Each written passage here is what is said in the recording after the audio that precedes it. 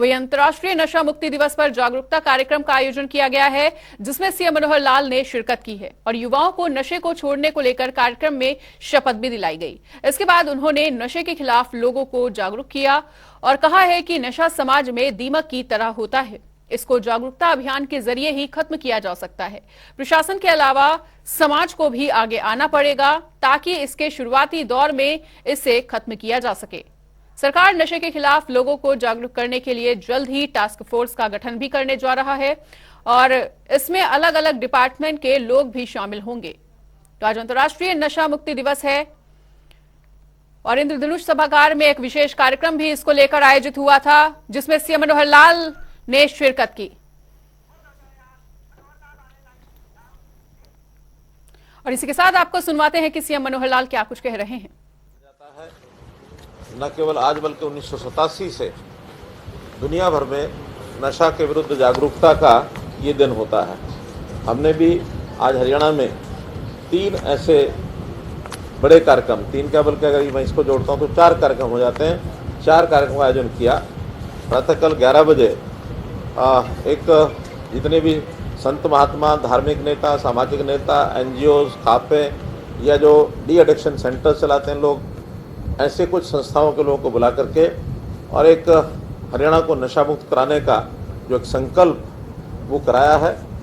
बहुत अच्छा एक सबका सहयोग मिलने की एक हमको विश्वास दिलाया गया है कि हम हरियाणा को कैसे नशा मुक्त करेंगे। बढ़ते हुए इस नशे के कारण से हमारी जो युवा पीढ़ी है वो एक प्रकार से बहुत अपने रास्ते से डेविएट हो रही है और उनके जीवन को सुरक्षित करने के लिए अभियान चलाना बहुत ज़रूरी है। इसी के अंतर्गत अभी ये जो दूसरा कार्यक्रम इस समय हम देख रहे हैं, ये इंसिनरेटर सेंटर बागवाला यहाँ ये बना है और यहाँ पर जितने भी पुलिस की कार्रवाई के द्वारा जो नशीली वस्तुएं, दवाएं प्राप्त की जाती हैं, जो पकड़ी जाती हैं, उनको कोर्ट की मंजूरी के बाद उनको एक प्रकार से नष्ट किया जाता है। तो आज लगभग 6 महीने के बाद इस रेंज के जो 4 जिले उसकी जो भी इस प्रकार की नशीली वस्तुएं, दवाएं जो भी मिली हैं, उसको नष्ट करने का काम अभी किया है। न केवल यहाँ बल्कि हरियाणा के बाकी जिलों में भी इस सामान को आज नष्ट करने के लिए एक साथ इस कार्यक्रम को आयोजन किया है। इसमें कुल मिलाकर ये जो 4 जिले हैं, यहाँ 25 करोड़ रुपए की ऐसी दवाएं और नशीली वस्तुएं, और अगर सारे हरियाणा की बात करूं तो 101 करोड़ 35 लाख रुपए की ये दवाएं, नशीली दवाएं और ये नशीली वस्तुएं, इनको जला करके इसको भस्म किया जा रहा है, इसको समाप्त किया जा रहा है। अगर मैं इसमें बताऊं कि जो आइटम्स हैं, चूरा पोस्त है, हीरोइन है, स्मैक है। अगर यहाँ की क्वांटिटी जो आज नष्ट की गई है तो चूरा पोस्त 35 किलो, हीरोइन 4 किलो, स्मैक ये भी 5 किलो है, नहीं 500 ग्राम है, चरस ये 6 किलो है, गांजा 214 किलो है, गोलियां और कैप्सूल्स ये 1,75,302 हैं, दवाओं की बॉटल्स 300 हैं, इंजेक्शन 160 है, ओपियम अफीम यानी 21 किलो है, तो कुल 25 करोड़। इसी प्रकार बाकी प्रदेश की भी सब क्वांटिटी है, तो बड़ी मात्रा में इसको आज समाप्त किया है। और मैं समझता हूँ एक इस कार्यक्रम के आयोजन से जो नशीली दवाओं का जो खास करके व्यापार करने वाले लोग हैं उनको भी एक चेतावनी दी जा रही है और जो नशा करने वाले लोग हैं उनके साथ कम से कम समाज में कोई घृणा का वातावरण ना बने, बल्कि समाज आगे आकर के उनको ठीक रास्ते पर ले जाएं, जन जागरण करें और उनको आगे इस बुरी लत से हटा करके सामान्य जीवन उनको लाएं। इस प्रकार के इस अभियान का ये एक प्रकार से शुरुआत की गई है। अब ये तीसरा कार्यक्रम एंटी नारकोटिक्स ब्यूरो जैसे पुलिस के विभाग के अंतर्गत काम करता है। इसी प्रकार बाकी पुलिस भी अवेयरनेस पैदा करने के लिए या जो ऐसे जो लोग व्यापार करते हैं, जो सप्लायर हैं, उनके खिलाफ सख्ती का वातावरण बनाने के लिए इस काम को अंजाम देने की हरियाणा की पुलिस बहुत सतर्क है, जागरूक है। 3 बजे ऐसे सभी थानों से लोगों को बुला करके इस कार्यक्रम को भी अंजाम दिया जाएगा।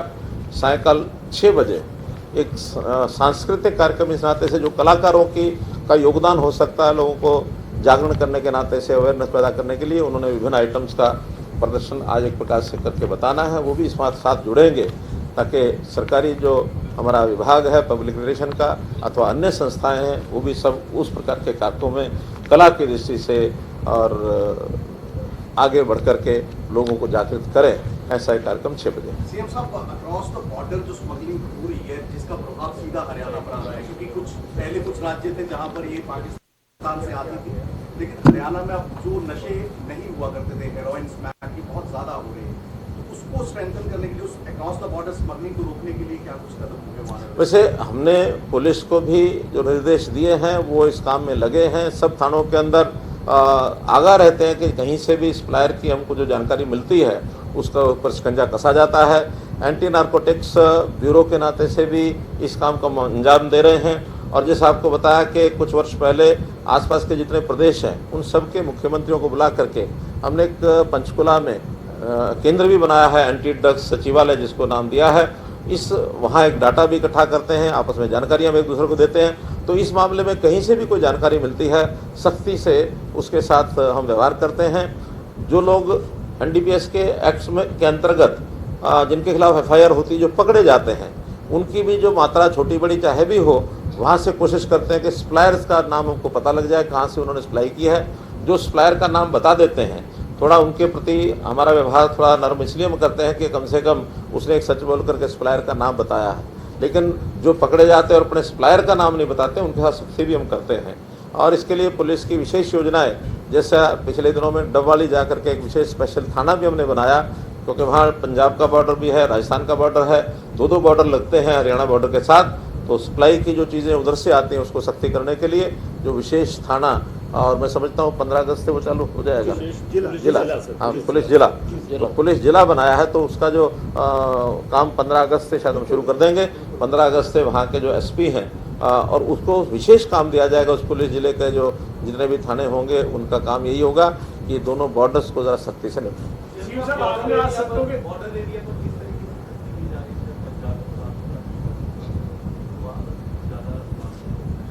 नहीं बताया ना कि जहाँ से जानकारी मिलती है, अब इसके कारण से किसी आम नागरिक को परेशान होना पड़े वो भी नहीं किया जा सकता, क्योंकि इसमें आम नागरिक का दोष नहीं होता, बल्कि जो लोग हमको सहयोग करते हैं उनको हम प्रोत्साहन भी देते हैं कि वो सहयोग करें। जहाँ से इन्फॉर्मेशन मिलती है, फिर वो चाहे बॉर्डर पर मिले चाहे कहीं और मिले, उसका भी हम संज्ञान लेते हैं।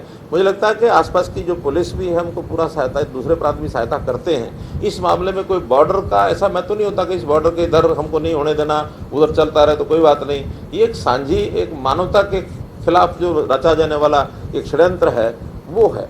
हम कोविड में देखते हैं कि दुनिया भर में फैल गया, वो एक संकट है मानवता के ऊपर। ये जो दवा और ये जो इस प्रकार का नशा है, ये नशे का फैलाव भी इसको किसी प्रदेश के बाउंड्री के साथ हम नहीं मानते। हम मानते हैं कि ये भी एक मानवता के खिलाफ संकट है, तो सब मिलकर के इसको करेंगे, ऐसा मेरा मानना है। आज जो संतों का सम्मेलन था उसमें आपने कहा कि हमारे लिए कोई राजनीतिक फायदा लेने का विषय नहीं है, ये समाज की सेवा का एक विषय है। लेकिन विपक्ष तो इस मामले में सर सरकार पर इस तरह से निशाना साधता है कि आज हरियाणा में जो नशा बढ़ा है इसकी वजह बेरोजगारी है। विपक्ष से भी आप सहयोग की उम्मीद करते हैं? क्योंकि मैं इसमें सबसे ही सहयोग की अपेक्षा करता हूं। मैंने पहले बताया कि कुछ अभियान ऐसे होते हैं जो समाज की बुराइयों के रूप में उस बुराइयों को समाप्त करने के नाते से किए जाते हैं, चाहे वो बेटी बचाओ बेटी पढ़ाओ अभियान हो, चाहे वो जो हमारा पानी बचाने का जो हमने अभियान लिया है, रिचार्जिंग के नाते पानी का जो भी संकट आगे दिखने वाला है, पर्यावरण बचाने की बात ये हम करते हैं। आज हमने हरियाणा को नशा मुक्त करने की बात कही है। मैं हर एक नागरिक से, हर एक संस्था से, विपक्ष समेत सबसे अपील करता हूं कि इन चीज़ों में सहयोग करना चाहिए। इसमें राजनीतिक ना विषय कभी पहले रहा है ना आगे रहेगा। राजनीति से ऊपर उठ करके सबको मिलकर काम करना चाहिए। आपने कहा कि नशे करने वाले लोगों से घटना नहीं करते, तो संतों ने भी कहा कि जो व्यायामशाला है वहाँ पर भी इस तरीके से लोगों को जो है जागरूक करने का काम किया जाए। नार्कोटिक ब्यूरो तो प्रहार कर रहा है, लेकिन ऐसे लोगों को समझाया जाए, काउंसलिंग किया जाए, सरकार इसके लिए क्या व्यापक स्तर? देखिए, ये दो अलग अलग वर्ग हैं। एक वर्ग है जो इस सामान को सप्लाई करता है, सप्लायर है, तो उसके अपने हेतु हैं, मोटिव हैं, और उस मोटिव में पैसा बहुत बड़ा रोल करता है। तो जो दिन रात, दिनों दिन, रातों रात मालदार और धनबल इकट्ठा करने के लिए लोग हैं, और इसमें कुछ तो गलत मानसिकता के लोग भी हैं। खास करके जो स्मगलिंग होती है, राष्ट्र विरोधी गतिविधियां करने वाले लोग भी इस धंधे में बहुत घुसे हुए हैं। उनके साथ तो सख्ती से डील करना ही करना है। एक जो कंज्यूमर है, जो इस आदत का इसका शिकार हो गया, जिसको आदत पड़ गई है, उसके प्रति हम घृणा का भाव ना रख करके, बल्कि उसको हम ये माने कि वो किसी कारण से संकट में फंसा तो उसको बचाना है, तो मानवता के नाते से उसके साथ व्यवहार अपना अलग होना चाहिए। उसमें भी कई हैबिचुअल होते हैं, कई ऐसे होते हैं जो नए नए अभी इस आदत में, इस चक्कर में फंसे हैं। कुछ ऐसे हैं कि अभी उनका कुछ बिगड़ा नहीं है, लेकिन आगे के लिए सावधान करने के लिए युवाओं में, कॉलेजेस में, यूनिवर्सिटीज़ में, उसमें कार्यक्रम करेंगे। तो मल्टीपल एक इस सारे प्रोग्राम को लेकर के सब काम, सारी संस्थाएं सब करेंगे। सरकार अकेला इसमें शायद नहीं करने में सक्षम नहीं हो पाएगी, सारे समाज का उसमें सहयोग चाहिए। संपत्ति कितनी नष्ट कर दी है सर, ये भी आपने मेरा ख्याल 70 करोड़ के आसपास बता रहे हैं। 70 लोगों को। हाँ, 70 लोगों की, और काफी बड़ी मात्रा में, कुछ 40 करोड़ से 40 करोड़। युवाओं को क्या संदेश देना चाहेंगे आज के दिन नशे के खिलाफ, क्योंकि ज्यादातर युवा ही इसके चपेट के अंदर आते हैं? देखिए, मैंने बताया कि यंग एज जो होती है वो थोड़ा उसमें काम करने की शक्ति भी होती है, उत्तेजना भी होती है, आगे बढ़ने के कभी कभी। तो नशे के खिलाफ संकल्प लेना चाहिए और इसके लिए समाज को आगे होना होगा, समाज को आगे आना होगा और ये संकल्प लेना होगा कि उन्हें हर हाल में नशे से मुक्ति चाहिए और सभी को ये संकल्प लेना चाहिए कि प्रदेश को नशा मुक्त करके ही दम लेंगे। नशे के खिलाफ संकल्प लेना चाहिए। लगातार आज नशा मुक्ति दिवस पर लोगों को जागरूक कर रहे हैं सीएम मनोहर लाल और उन्होंने युवाओं से अपील की है कि वो नशे को जल्द से जल्द छोड़ें ताकि आगे आने वाले समय में उन्हें किसी भी तरह की समस्या ना हो।